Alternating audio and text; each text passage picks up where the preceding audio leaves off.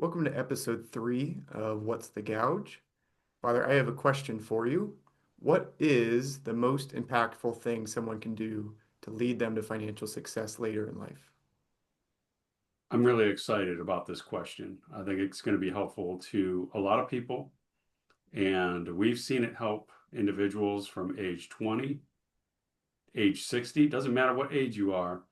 This is the most impactful thing, in my opinion, that can lead to financial success in life. And the grand answer is the 60-20-20 budget methodology.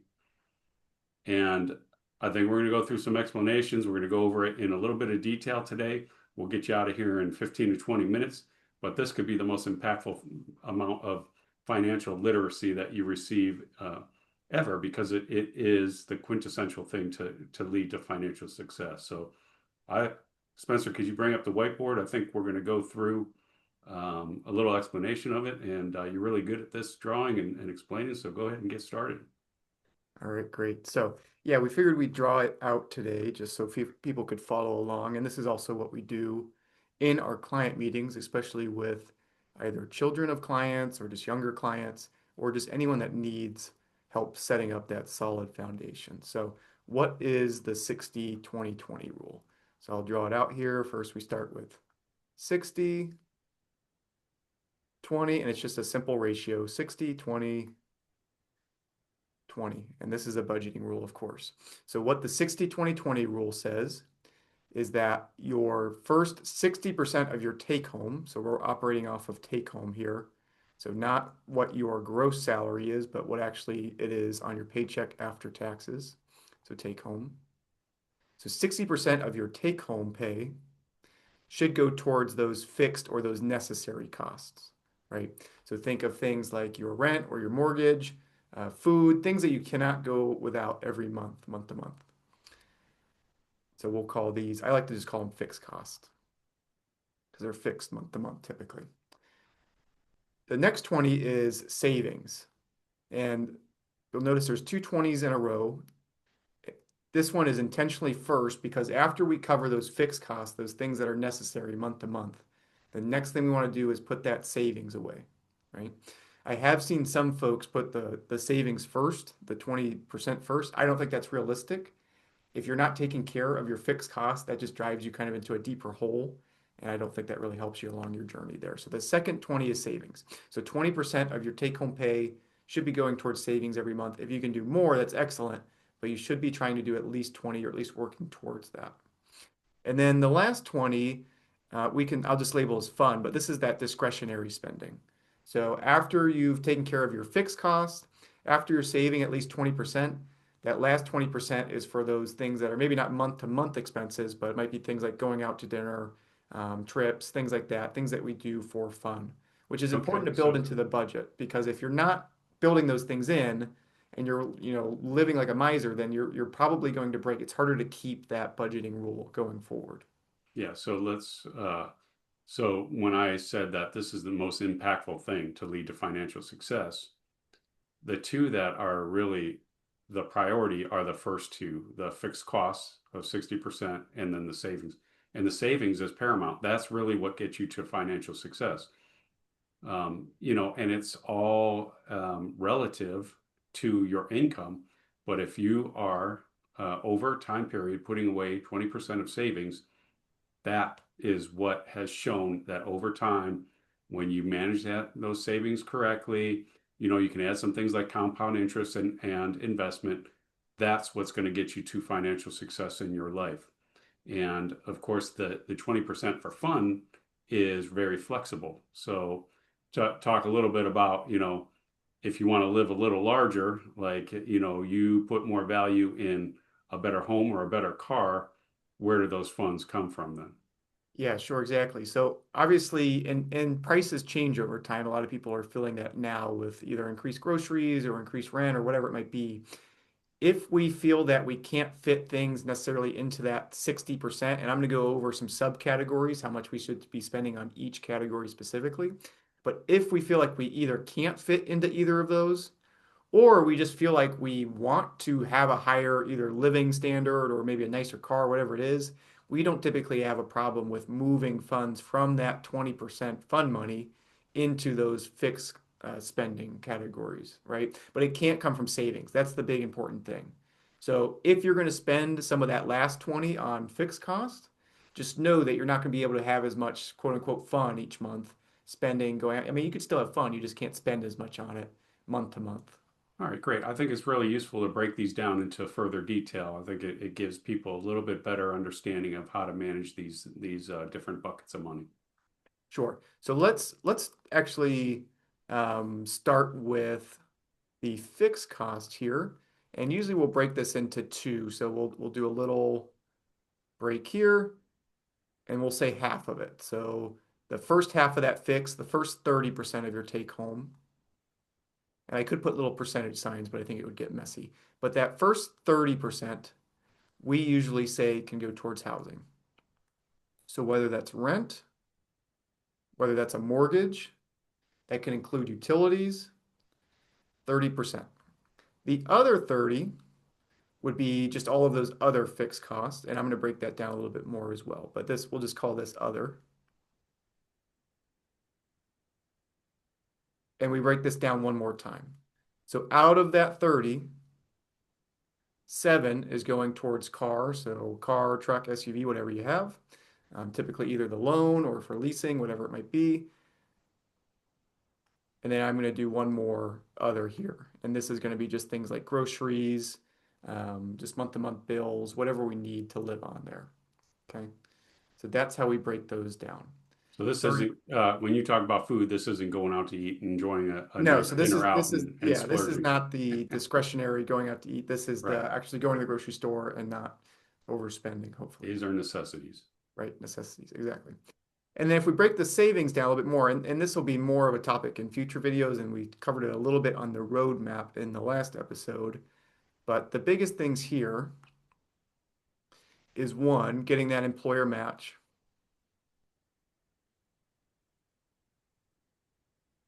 So And if our, this is a program that most people have with their employers, 401k program, where if you put in a certain amount, the employer will match that amount. yep, exactly. So if your employer matches 3% of what you put into your 401k, be putting at least 3% into either your traditional or Roth 401k. And the reason we like that at the top is it's free money. It's 100% return on your money. There's very few things you can get 100% return on, so take advantage of that. Yep, exactly. And then after that, we always like to look at the high interest debt. So if we do have anything on credit cards or any other high interest loans, then we like to start attacking those as much as we can. And then after the high interest debt, we want to start building that emergency fund.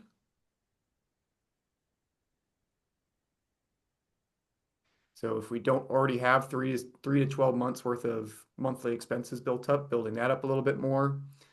And then the last one is going to be a little bit less general here. It's going to be either your Roth IRA,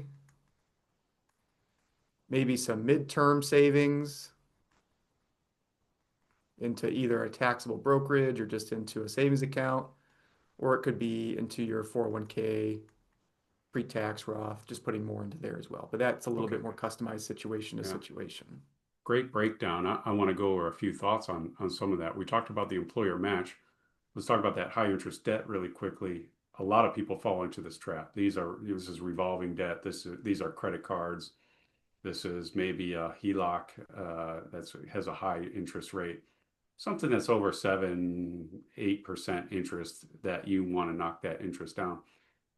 What that does is it erodes the money that you have for other things. If you're paying interest costs, then it's eroding.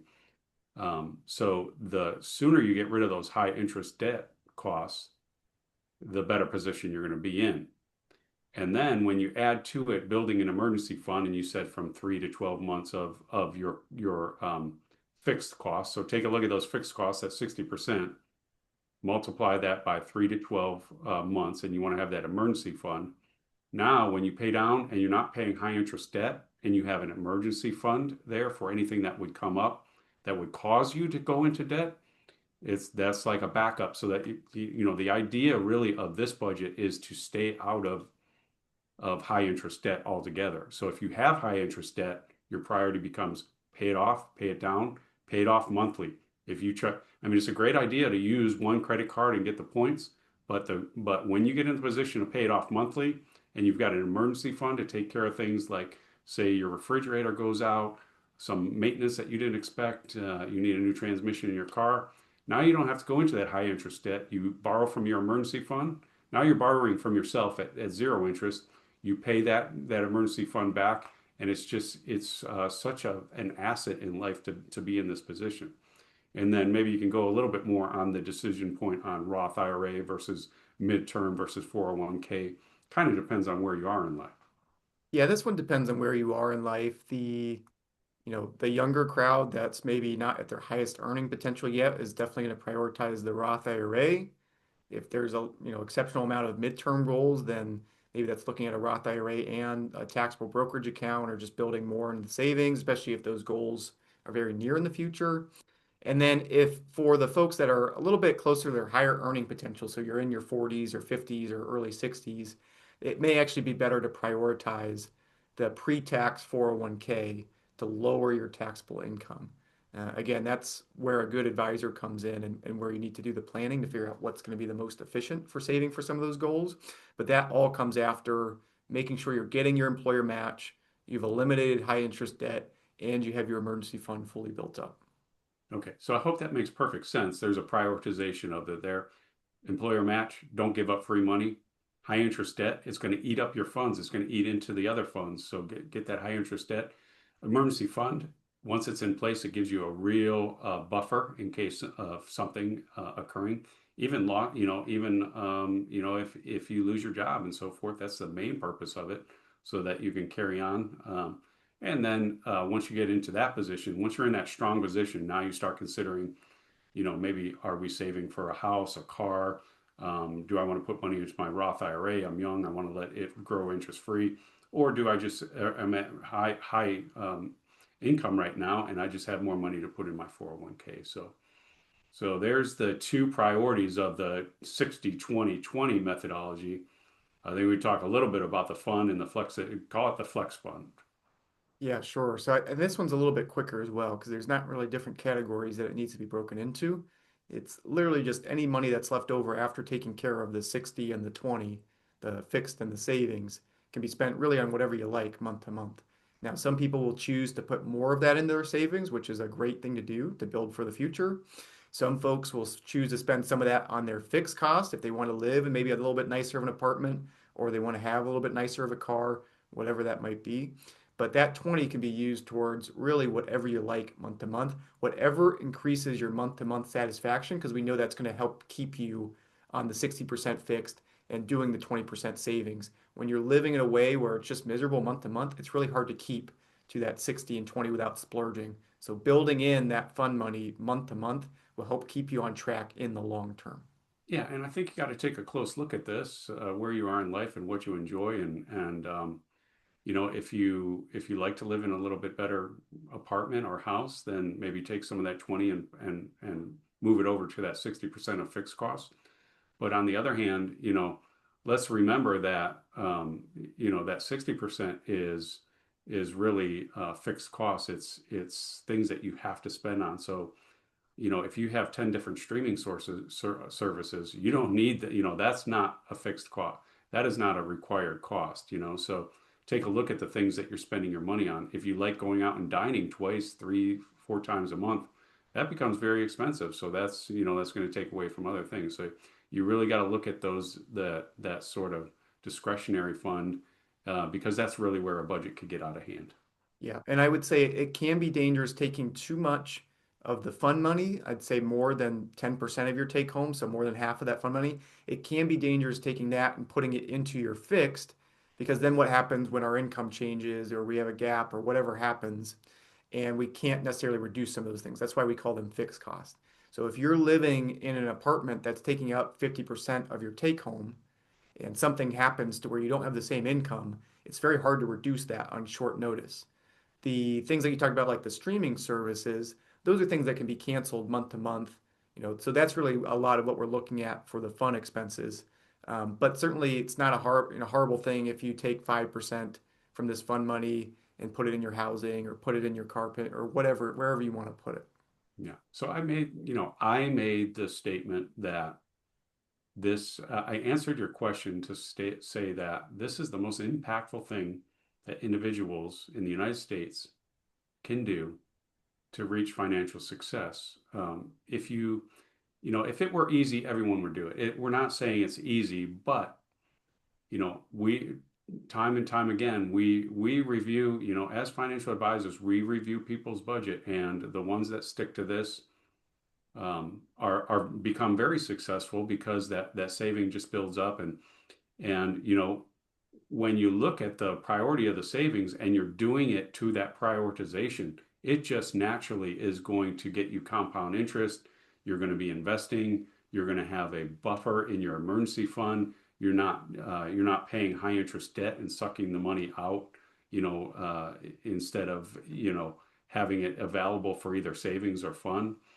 So my argument is, of all the things, as a financial advisor, of all the things you can do in life that will help you meet your financial success, this is the one tried and proven methodology that's going to get you there. So, there's not just one standard. We like the 60/20/20. There are some other breakdowns. I'm sure you can find them, other folks that use other methodologies, but it's really the principle that you have to go by here, and prioritizing, taking care of your fixed costs and keeping them contained, and at the same time prioritizing your savings and not budging on that priority. So, I hope that people have benefited from this, because a lot of time this is part of what we're calling our financial literacy campaign. We put together an article that showed the roadmap to financial success. This is the first step in it. This is the first step in your road to financial success on the roadmap, and it's part of what we call the first part of the foundation of your financial success. So I hope people will benefit from this. We got you in and out in probably 15 minutes or less. I think it's very usable. Any final thoughts from you, Spencer? I think this has been a very good session for folks today. No, I think I'll just wrap up. I did want to do a quick example. Okay. To just give a quick example, if somebody's bringing in, whoops, if somebody's bringing in $5,000 a month after taxes, just to kind of drive this home one last time, that would be again $3,000 a month towards fixed cost, 1,000 towards savings, 1,000 towards fun. You could say that 1,500 can go towards housing. 1,500 could go towards those other things. That would be 350 going towards the car. I think it'd be 1,150 going towards those other fixed costs. And then again, 1,000 towards savings and 1,000 towards fund.